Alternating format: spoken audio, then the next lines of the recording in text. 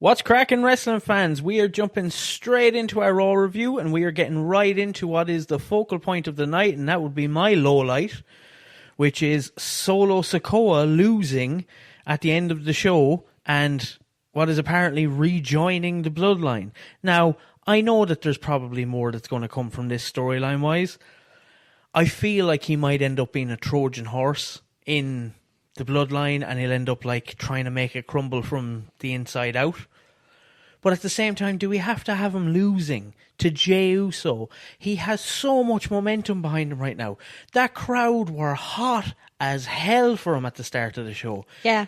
They were so hot. They were, oh my God. It was like that was the best Solo's ever done. He was banging on the mic. He was bouncing off of Jay. The crowd were just wanting to engage. They didn't engage. They wanted to. You could hear them. They were literally like waiting to be like, include us, include us, include us, because they wanted to do stuff. And he's just there with his like when Jay hit that line, this is your warning shot, bow, and the crowd all got involved. Pew pew. And then Solo hits him with like, this is your warning shot, pew. I'll be honest, I love the man. Yeah. Like, it's brilliant. And the fact that he's losing, like, I know it's probably going to pay off into something else, but you could have done that a different way. You know, you could have done that in a way where, like, I don't know. But we don't know where it's leading. We don't, but still, I'm saying, I literally just said, if you listen. I did listen. That I don't, like, I understand it's probably going somewhere where they're going to pay it off, but at the same time, you want to keep the crowd behind them. You don't want them losing clean. Relatively, I know Jimmy got involved, but it's not like he knocked him out with brass knuckles or anything. He just kind of distracted him, you know. And then Jay hits a spear, hits the Uso splash, 1, 2, 3.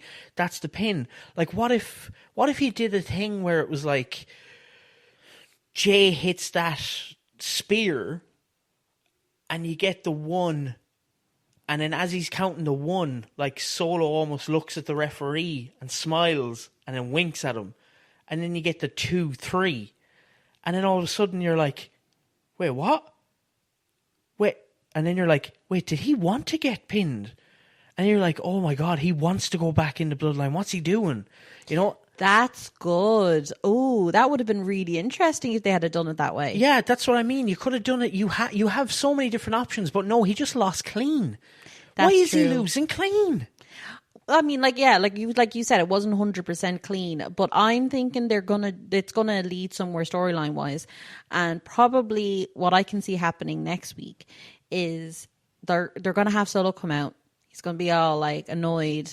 And then you're going to think he's going to put the 1s in the air, but he doesn't. And then him and LA Knight come out and they just like attack the bloodline, something like that maybe.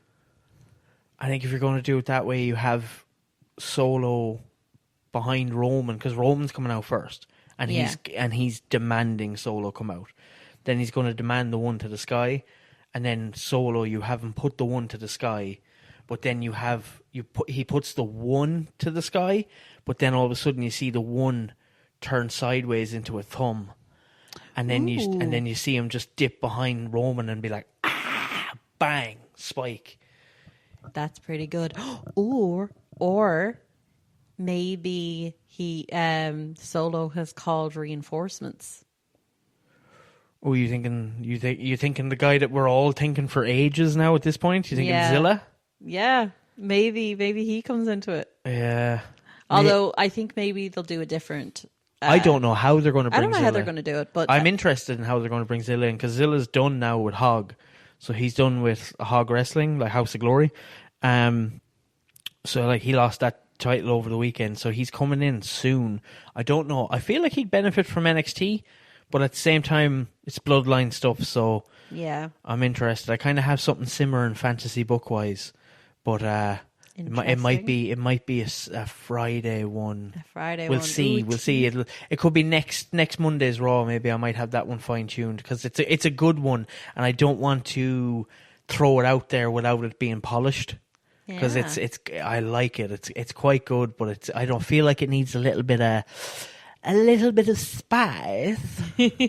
Teasing us. But yeah, so that's my low light, and like, I can't get over him losing clean. It really irks me. No, I honestly, I feel it, and it does it put a dampener on what was somewhat of a solid show. So Yeah, very solid moments. Yeah. Show itself was a little up and down. It was a little all over the place. we are at the build. I did try to remember for myself that this is like the building stage of these are the starts. They're restarting like some, not restarting rivalries, but they're building stuff up for the next BLE. But a lot of the times that can be the most exciting point. Yeah, that's You know? true. So I'm not letting them off with that. It's like, that's not an excuse. That's, if anything, that should be a tool to be like, let's get people invested, excited, you know. So that was mine anyway. What's your low light of the night? My low light, I don't think you'll be surprised. Maxine and Austin in the Vision. I'm sick of them. I'm just like, it's so cringy, and I just can't watch them when they come on screen. Just like, stop it. The thing is, when you do cringe, there can be cringe when it's done right. This isn't it. No. This is awkward to look at. It's hard to look at. It's hard to, like, she's overacting like hell. It's all over each other, and it's just like uncomfortable. And then you just like pans to Braun, and he just looks depressed. And it's just in fairness, Yeah. Braun is the best part of all that. True. That is true. And also, like, there's a way to do like the couple storyline without being over the top. Because, I mean, look at Dom and Liv. They do it where it is over the top, but not in a, like, way. Do you get me? No, I absolutely get you. And you're right. They do it where it isn't over the top. Like, the most they do where it's over the top is, like, the Eskimo kiss shite. Where that is cringy as hell. But the thing is, that suits their character. It does. Makes total sense. So, that is it's really hard to watch right now. Braun is the best part of all of that. And everything going on with Braun. Like, Braun himself and everything he's doing is great. It's just hurts that he's part of this, like, I don't know, it's almost a disease at this point, this vision. Like this. They need to end it, because if you actually look at where the Vision was, like, I can't remember when the Vision started, but I think it's been about a year now. The Vision started after WrestleMania 2025. Okay, yeah. So think about where the Vision was this time last year, and think about where it is now. It is like just plummeted. Yeah, massively. Like, it's this, like, if it was like a stock market thing, it'd be like, meow. Yeah, people have lost their jobs. It's crashed. You're remortgaging the house for the third time. Like, that's what the injuries are. All the injuries are just remortgaging of houses. It's like, oh my God. It's like, oh, do you know what we need? Logan Paul. Oh God. Like, no. I'm blaming him for this. It all started going downhill when he joined. I like to blame him for most things. Same. Now we'll move on to something a little bit more upbeat. And what was your highlight of the evening? My highlight of the evening was, funnily enough, my low light was Solo losing. My highlight was Solo himself in the crowd, enjoying himself, starting the night. Literally, we start the night with Michael Cole and Corey Graves on commentary. They're talking. They're doing like, oh, please buy our tickets. Please do this. We overprice everything, but please do it. And then all of a sudden you just hear, it's just me, Oos. It's just me, Oos. And, you know, and then you're just like, I know who this is. Like, the excitement that I'm getting from just hearing Solo creep into, like, the little weirdo gremlin that he is, just creep into frame, like he's done with Jimmy in the past and everything in the last few weeks, or slowly creep into it, just talking over people, the way you do with me on this. Just talking. Hey, you literally just did it. You proved my point. Literally in the moment, you proved my point. That couldn't have gone any better, and you didn't even mean to do that. You're a dumbass. So anyway, Solo just like talking over them on the commentary and singing Jay's music and that, and you just know that's what he's done these last few weeks. He's literally built himself to this babyface type character where you're like, oh shit, we're getting Solo. That's literally my mindset right now. Like before it'd be like, oh, like here's Solo with the MFTs, or like Yeah. we get more of this. It's like, come on, do something. It's like, my God, the man is doing something. I'm not one for these stupid phrases like aura and all this stuff, but let the man cook. Yeah. Because he is cooking. And he has a cousin who likes to cook as well, doesn't he? I wonder, does he smell him? That sounded like something else. He's got a cousin who likes to cook. Why did I immediately think meth? I instantly thought Cam Hendricks, and I went back to Maxine. It's like, I got a cousin that likes to cook. You didn't get that one, no? No. See, I just went back to my Maxine and her husband and cooking. Oh. Ooh. Well, in fairness, I'll leave those jokes to Mason Rook down at NXT, because he is absolutely bodying Cam Hendricks time and time again. If you don't know what I mean, Google it. Hilarity will ensue. But that is my highlight of the night. What is yours? Well, you actually stole my highlight, but I'm going to pivot. So my highlight... Pivot! Don't interrupt me. Boom. So my highlight is the Becky and Stephanie promo. So I was very happy and surprised with Stephanie. I think she did that brilliantly because she played to her strengths. She let Becky take the majority of the speaking, and all she needed to do at the end was say, Becky, I don't care. Just don't get in my way, or something like that, and then walked away. Something like that. But it was badass. And then she just walked away, and I'm like, yes, Stephanie, that is all you need to do. And I loved how she like went in between the Spanish and the English, like the same way, like say like Shinsuke does or Io does. Like that's how you do it, because then you get little sprinkles. Penta's a great example. Penta's a great example as well, and that's how you do it. And you picked two Japanese people, and you were like, she goes in and out of Spanish and English, and similar to Shinsuke and Io, there's Penta is right there. He also speaks Spanish, and he literally did one of those in and out promos today. You're looking at me like you want to stab me. A little bit. Anyway, I'll actually disagree with you here. I Really? didn't like that final line from Stephanie. Now, the two of us are kind of jackasses here because we just got finished watching Raw. Probably should have written down what that line was, but I did. Yeah. I didn't have this in my lowlights or highlights, so I'll put you to blame for that. But I just remember her hitting that line and then dropping the mic, and obviously you can hear that like of the mic like hitting the floor. And I thought to myself, that's not an end promo line. Like after everything Becky said and after everything that kind of went on just there, that's not an end the promo thing. That's not a like, kind of put you in your place kind of thing. So I do agree with you. Stephanie did great. Stephanie did really well going in and out of Spanish. I do think that that's what she needs to do. Anybody who is like from Chile, Mexico, like places like that, when their first language is Spanish, just let them go in and out, because it's wrestling. You can you might not be able to understand it in the moment if you don't have subtitles, but you can also understand the passion of a promo. You understand when somebody like, there's a rivalry going on and they're talking about them. You can kind of tell what they're saying. Like, you don't need to know what they're saying all the time. You just need to see that passion. Exactly. And also, just to point out, because she's been away too.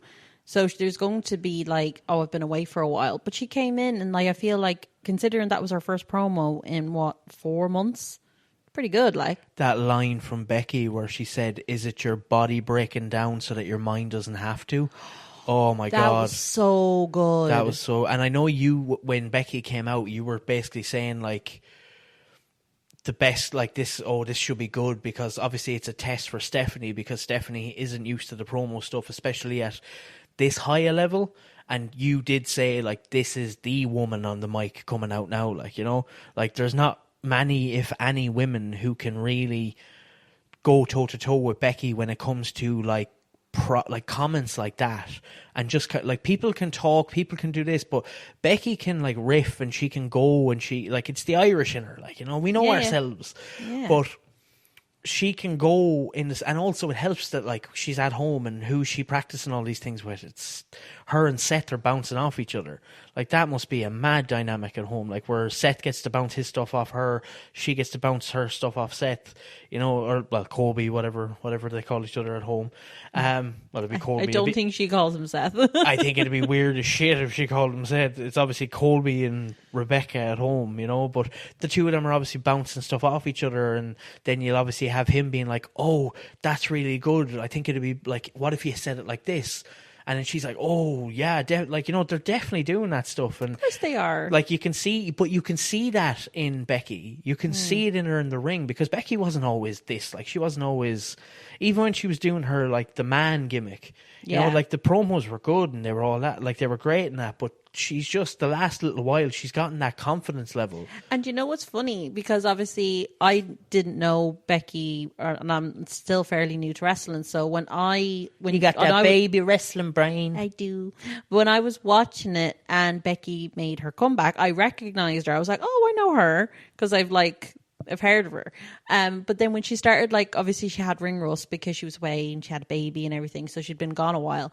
When she came back, she was nervous, and I was just like, I don't think she's very good. Yeah. And you were just like give it time. Yeah. And you were right. And I've learned now, when people come back, to give them a chance, or when even when we're watching NXT and people are like fresh and, you know, green, debuting, give them time. You know what I mean? So I've realized that now, but that was something that I learned there, because now Becky is like amazing. And it's so funny, when she first came back, I didn't like her. But it's like you said there, like, that's something that you've already taken on board.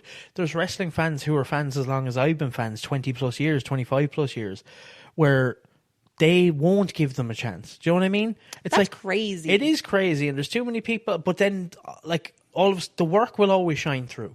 You know, like someone like Becky and like talent and that will always shine through. That's like with Saul and stuff like that. Like, her wrestling and all that kind of stuff. When she first came up, she was botching a few things and things weren't going right. And people were like, oh, maybe she's not ready. She's starting to get her feet and all that now, you know. She's starting to get it under her. Speaking of, moving on to our ringside shout-outs. My ringside shout-out for this week is actually, it's not a bit or anything. It's just the in-ring wrestling that was the match for Saul, Io, Raquel and Roxanne, because it was the most I enjoyed. Like, they were constant. It was non-stop going. Now, Io was a massive factor, but because Io was able to do her stuff, do it so naturally, do it like one of, if not the best wrestler on the planet right now. You know, like, people talk about Gunther, people talk about Kyle Fletcher, they talk about Kenny Omega, they talk about all these guys, you know, bell to bell. Like, you put Io's name up there. Like, Io's name can go side by side with them. The woman, she is phenomenal. She hits her stuff. She does it perfectly, damn near every time. I think the closest she got to a botch was at SummerSlam, when she tugged the rope as she went through. You know, that was the closest I think she's had to a botch in a long time, unless I'm missing something very blatant, but I don't think I am, because the woman is damn near perfection in that ring. Yeah. You know, and then, like, she has the fan engagement. It's so pure for someone like Io, and it's so, I've never seen it in this way, because she's not very gimmicky. Like, you know, she obviously has the like point to the head stuff, which is great, and she does that with a flip up, and I love it. It's really fun, but at the same time, she's there hitting moves, hitting drop kicks, hitting moonsaults, and the crowd are like, Io, Io, let's go, Io. You know, and it's because people love her, because she's just a great wrestler, and she just puts that constant pace again and again and again. You know, like, her matches, when you get an Io Sky match, you enjoy it. Like, you know, it's very fast paced. It can be very technical depending on who she's in there with. When it's not technical, it's usually like a good story of her coming back, like against someone like Raquel or something, where it's not going to be fast paced, but it's going to be Raquel putting a beating on her, Io coming back. Like, the stuff she does with the crowd and that when she's trying to make those comebacks. And you could see in this match that she helped Saul. Like, Saul, you could see Saul getting more comfortable because she was in there with a veteran and somebody who's so crisp and like talented as Io. Yeah, I was going to say that as well, that I think this is the best match that Saul has been in since she's been up, because, you know, when you say, like, you don't, Io was so good in the ring, that when you know Io's in the ring, you can just sit back and relax and enjoy the show. I never worry when Io's in the ring. Like, there's some people you worry with, like Like Saul. Like Saul. Or like sometimes when LA Knight's doing a promo and you're like, come on, dude, hit your line, because he goes so quick. Like, you know, you would just like, come on, just hit it. But when Io's in there, it's never like, oh, like, do it right, Io, or do it. No, it's like you just expect it because that's the expectation she's given us. Exactly. Which is a dangerous expectation to give because she's given us the expectation of perfection. Now, that's a phenomenal compliment that I can give her. But yeah, that is my ringside shout out. Look, there's a bunch of stuff that we could have gotten to, but that's mine for this. The wrestling of that. I really enjoyed it. It was a great match. So a really good match. I wanted to give a nod to some form of wrestling in this show, and that was absolutely it. Yeah, true, because we do talk about promos quite a bit. So that was good. My ringside shout out is kind of adjacent to the match because it's what happened after the match. So my ringside shout out was the backstage interaction between Saul Ruka, Io Sky, and Lyra.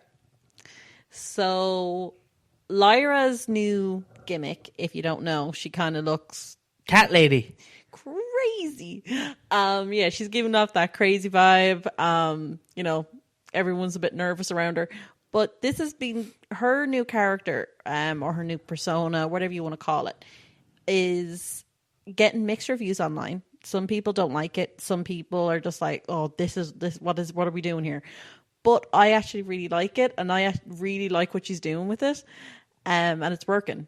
And much better than what because I've been saying this about Lyra for ages, because you know the way she's kind of wooden when she does her promos and her talking and stuff.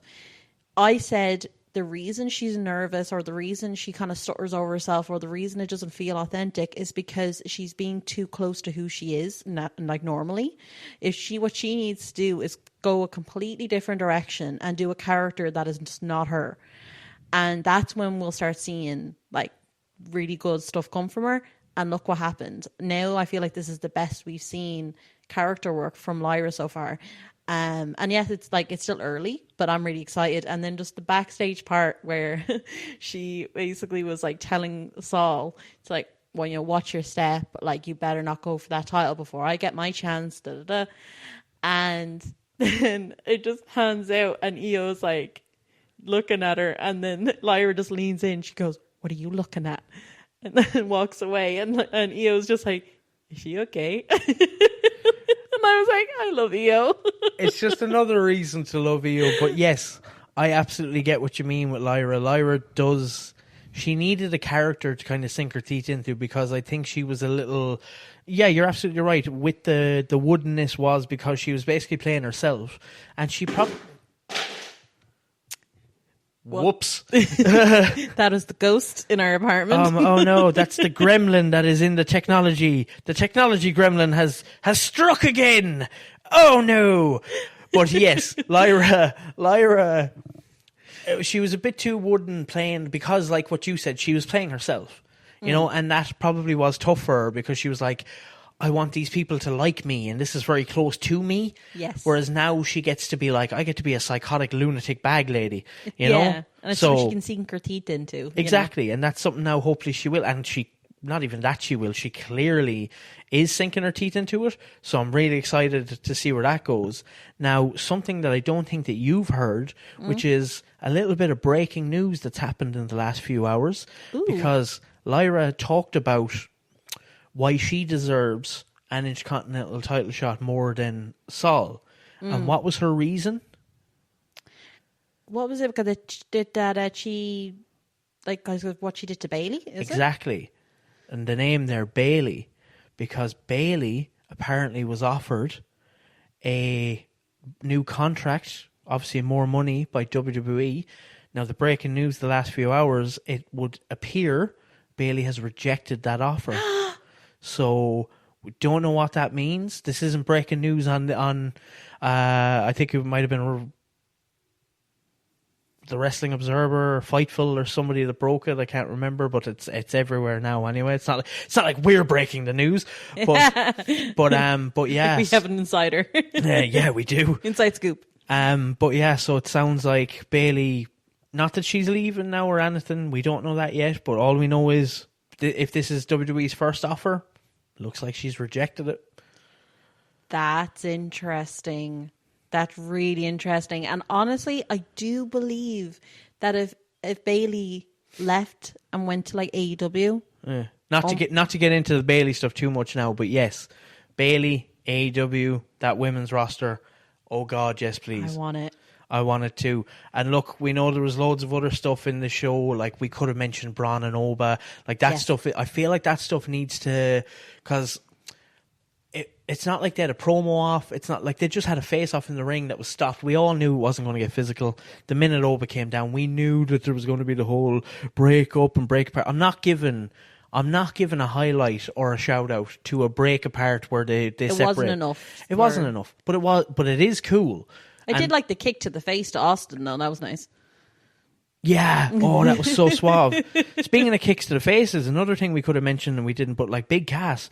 Oh yeah. Big Cass looks phenomenal. He looks unbelievable, and he's like, I like the direction they're going. He's coming out causing chaos. Obviously, him and Javon are going to get into a thing, but I'm interested to see where that goes. Big Cass needs to win that, but it was a solid enough show.